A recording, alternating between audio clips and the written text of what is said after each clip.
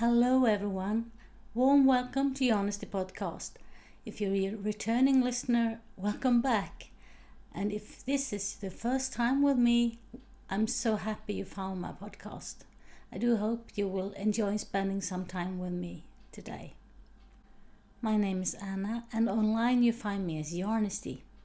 Daytime I work as a quality software engineer, and at nighttime I have a small creative business where I do tech editing and design knitting patterns, mostly socks but also shawls. I am overwhelmed how many of you that has watched my podcast and so many that has subscribed on it as well. I'm super happy. Thank you so much. I will start to tell you why I podcast in English, and I also have some stash enhancements that I wanted to show you and a couple of finished knits. Towards the end of the podcast I have some giveaways for you, so stay put and listen so you can take part of these giveaways. But first, of course, I have some tea here. What would a knitting podcast be without some tea? Well, the tea I have today is a Gotlandic breakfast from Krenku on Gotland. Gotland is an island in the Baltic Sea, and it's a part of Sweden. So, as you can understand from the name, it's quite a neutral tea. I prefer the neutrals before the flowery ones. Yeah, my introduction to becoming a really geeky knitter. It started with me finding some Facebook groups in Swedish and Norwegian, and through them, that was 5 years ago, and through those groups I found at the time the only Swedish podcast there were. That podcast introduced me to Electric Sheep. That was a British podcast who was fairly active as podcaster during 4 years, I think, and the episodes are still up on iTunes, so you can go back listening. I think it was a really lovely podcast, and through them I found Imake podcast, and and it took me more to other podcasts, and finally I found Curious Handmade. I was listening from about the first 5. After the first 5 episodes, I found Helen and her podcast, and it's been lovely following her during all this time, during her knitting adventures. And we also have met a couple of times in the London area, and also in Scotland.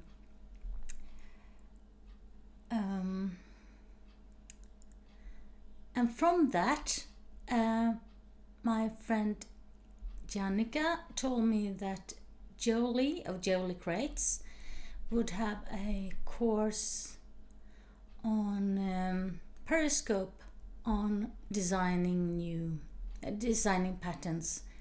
It was a designing boot camp, she called it. And after following that course, and after listening and viewing and chatting with other knitting periscopers, I decided that I should start periscoping myself. And as most of the ones that I knew on Periscope were British or American, I decided I wanted to do the scopes in English. So finally, when I put myself together to do podcasting on my own, there were 3 reasons why I decided to do the scopes in English. First, I have very many English-speaking friends throughout the world, and it would be a pity if they couldn't view my podcast. Secondly, it feels quite natural for me when putting the camera on, I start speaking English. Well, not only because I'm not the best English speaker in the world, But at the same time, it also is a perfect way for me to maintain my English language skills. Everyone who has somewhere down the road has learned a second or third language knows that if you don't use the language, you lose it. That has happened to both my German and my French. I learned both in school. But today I can only order maybe a beer or a glass of wine in those languages. So it's a little bit of a selfish act for me to do these scopes in English. I hope you bear with me. Well, not all people in the northern countries can understand Swedish. I have heard that Danes has as many problems understanding Swedish as I have understanding Danish, and many people in Finland doesn't understand Swedish at all, even though there are some Swedish speakers Finns as well, of course. So with that said, me podcasting in English doesn't have anything to do with me being a snob, that I don't like the Swedish language or anything. It's a way of reaching more French and to practice my English. I mentioned that I have been listening to many English-speaking podcasts.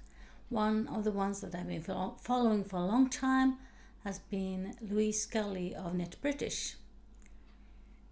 She lives in Edinburgh, and I met her at the Edinburgh Yarn Festival, and I think it's really inspiring to listen to all these ways of keeping local wool and using local wool and choose local wool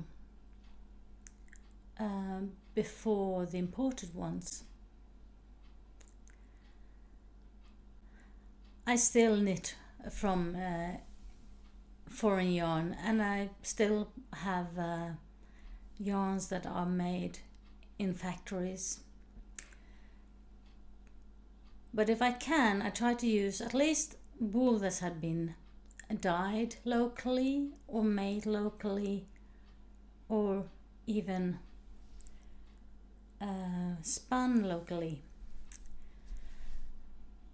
And last year I met Cattis of the Kungsvik farm, who is, in spite of her not being a knitter, she decided she wanted to try to take care of more parts of her wool from her sheep. She has a farm and she has a small business around that farm, she and her family. And she has 3 flocks. One native breed called Gestrike, and she also has Leicester and Gotland sheep. The Gotland sheep in Sweden, they are not so fluffy as I have seen Gotlandic sheep have been on other places. Around here, the Gotlandic sheep are bred to have these curly, round, big curly wool. And here I have example of on all her 3 yarns. This is the one that from the Gestrike sheep. She has 2 different colors. They have a dark one, and this is a lighter gray. And she sent it to a spinning mill that was in western Sweden. Today they stopped spinning and they sold their mill, and now the mill is on Gotland actually. And I shall show you some yarn from that soon. And this is the Leicester yarn from Cattis. And finally, the Gotland is a really heavy yarn. It's very glossy and not so much fluff in the... I think this would be perfect to use for maybe slippers or something, to very sturdy and very yarn that doesn't break so easily.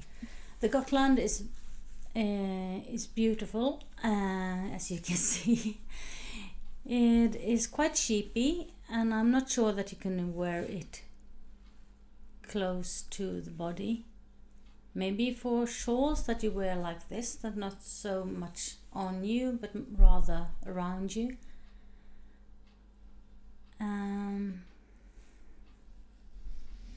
This Leicester is much more soft.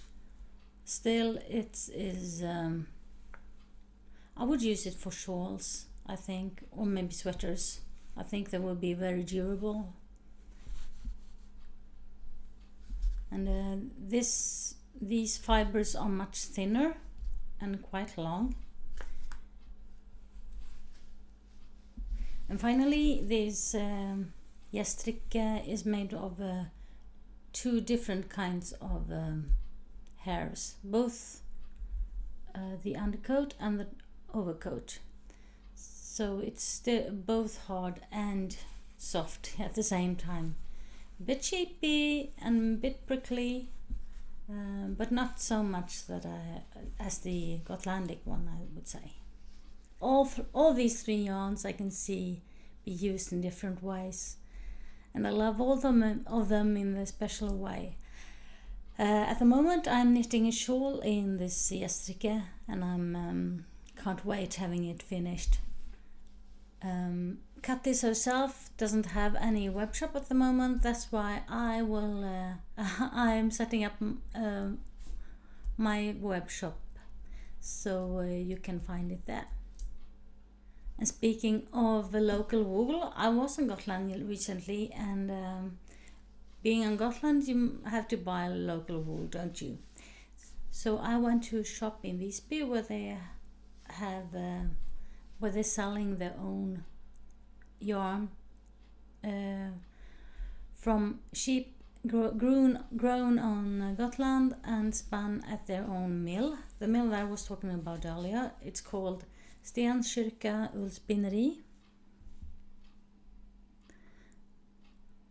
and the yarn is sold on Design and Hantverk in Visby. And this wool is quite different from the one I showed you earlier. It's much more undercoat in this wool, and it feels much softer.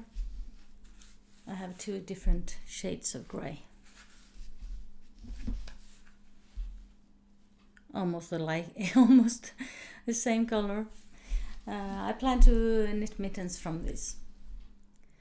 Over to off the needles, and as you can see, I changed the knitwear I'm using.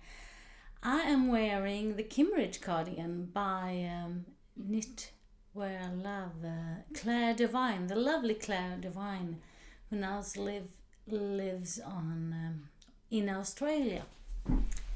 So in May she released her 100 pattern, and that was this cardigan. And when I saw it, I thought I had the perfect yarn for it in my stash. It is a merino line, not my favorite yarn, but still I need to use it. And I knit it during the summer. My daughter loved it so much, so she has ordered a cardigan for her birthday early next year. In this cardigan I have knit in very many memories. It was released when I was on a weekend trip to northern Italy with my husband, and so I bought the pattern while being in Italy, and during the summer I knit on it during our different journeys with the family, with our caravan. So many miles in the car has this traveled, And even if this is an iron weight sweater, I used it a lot during the summer and during winter, this autumn as well. The evenings in Sweden isn't the warmest, as you can understand. I'm lucky that I love to knit and wear wool. So another lovely item that left my needles during late summer was this Vila wrap by Curious Handmade. It's actually the first wrap I knit myself, and this yarn was amazing. I bought it during the Edinburgh Yarn Festival in March from Dandelion, Dandelion Yarns. It's a yarn you can find on Loop if you are interested in it. It also can be bought in Organic Knitters webshop. This yellow one was the most fun to knit. Maybe it was because it was a beautiful color or because of the lace. I'm not sure. Well, still, it's a lovely wrap, and the yarn is so cozy. This isn't scratchy anywhere. It's the softest yarn I know. And it's organic. It's COTS certified. So you can knit with it with good conscience. Of course, many socks have left my needles the last couple of months. One of them I want to show you. During my vacation, I went to Dalecarlia and to Sundborn. During my trip there, Joyance Fibre Arts in Netherlands, she released printed sock blank. Looks like this. It is so beautiful, isn't it?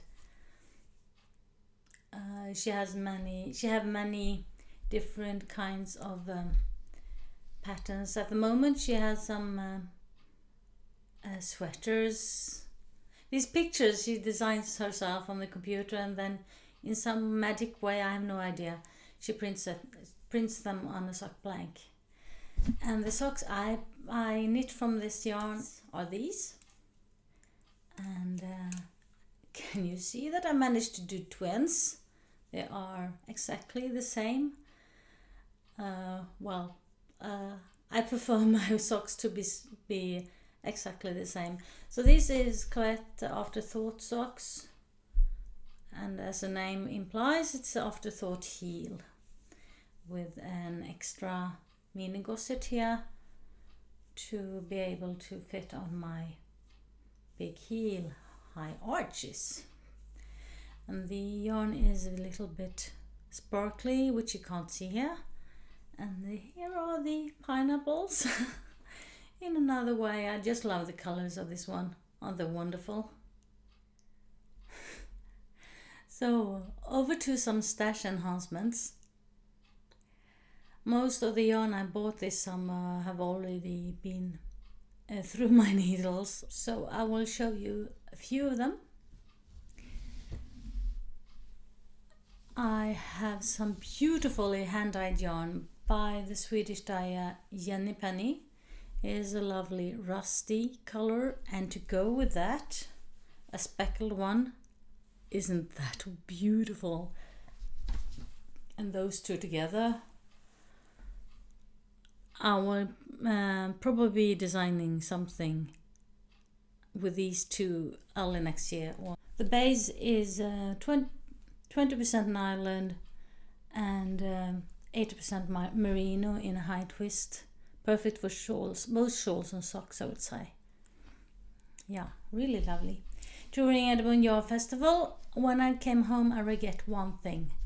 That I didn't buy anything from Brooklyn Tweed.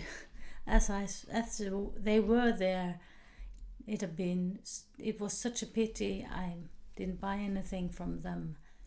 After being thinking about it a couple of months, me and a knitting friend of mine found a Finnish yarn shop that sold some Arbor. So I bought this really dark, it's difficult yarn to show, really dark.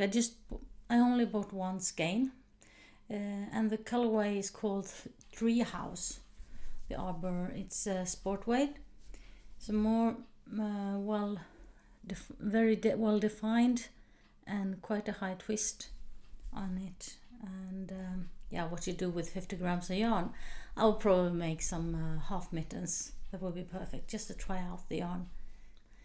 Recently I visited Stockholm Sewing and Crafting Festival, and I decided that I wanted to find some yarn for Curious Handmade shawl design, a half pie shawl that she released when she was in Rhinebeck. And that called for 2 skeins of speckled yarn and 1 skein of a mini kit. So I found the perfect yarn with the Swedish indie dyer Rosy body. This I bought 2 skeins of, a beautiful with some petrol green, it's called in English it's called teal. Yeah, some teal and brownish and beige colors. And here is the gradient I bought in the middle. Maybe it's better if I show it like this. It would be perfect with this skein. I love it. It makes me so happy when I see it. Yeah, I think it would be great. This will be the first time I really try to make a half pie shawl. I tried before, and the result looks more like a pizza slice or anything, but anything like this never comes like this. It's more like I only have a part of a circle, not a half circle. Well, we see how I manage. Maybe it will be better if I knit with a loose gauge. I will do some gauge, I think. I'll start with 4.5 millimeter needles instead of the 4 millimeters that the pattern calls for. I know I'm much a tighter knitter than anyone, especially, there are few people I know that knit as hard as tight as I do. Maybe I even need 5 millimeters, but I don't think so. I think it will be enough with 4 millimeter needles.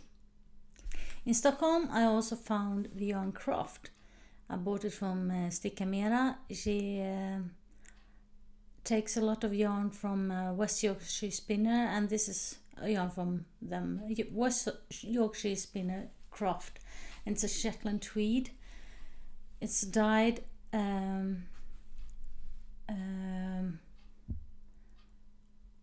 in a factory, so I suppose you don't have to, if you knit a sweater with it, you don't have to alternate the skeins. No risk of pooling or anything. Only bought 1 skein and I plan to knit either a pair of mittens or a hat. It's a iron weight, I think. It's 166 meters on the 100 grams skein. Yeah, and over to the giveaways that I was promising early on in this episode of the podcast. I have 2 giveaways for you actually. The first one, the lovely Zoe of the Pins and Needles. She lives in Wales, and she will give away a lovely pair of socks which she have designed inspired by the beach huts that you can see along the beaches in Britain. They come in very many colors. They're so cute. Isn't this a perfect time of the year to be reminded of the summer and these huts? So, and also Madeline of Kingfisher Knits recently released the beautiful asymmetric shawl Artemis. She will give away 1 copy of her wonderful pattern. If you would like to be a part of this giveaway, I have set up 2 threads in my Ravelry group, and you can write there which yarn you want to use, and or tell me a little story about what inspires you about beach huts or summer or Greek gods. For it would be 2 threads, 1 for each pattern. So after 2 weeks after this episode have been released, I will select the winners and I will airburn them on Ravelry, and then you will have your pattern from either Zoe or from Madeleine. Finally, I have 2 shout outs for you. During the Perth festival that was in September, the organizers released a collection called With the Skein, a beautiful collection of 7 patterns, which includes shawls, half mittens and hats. My friend John of the Beach-Chill podcast is actually one of the designers in this collection. I can really recommend this one. You can check it out on the Perth Festival of Yarns website, and I have the